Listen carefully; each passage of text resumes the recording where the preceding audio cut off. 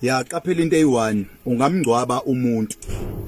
kepha ngeke uzulingcwabe iphupho elikumuntu kanjalo futhi uboqaphela amongcwaba umuntu onephupho ngoba uzovuka ngenxa yephupho ngoba iphupho alingcwabeki iphupho alifi buku Joseph bamphosa emgodini nebemphosa emgodini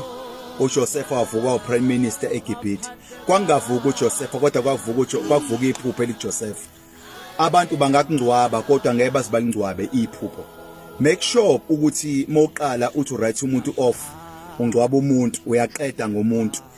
we dangerous umuntu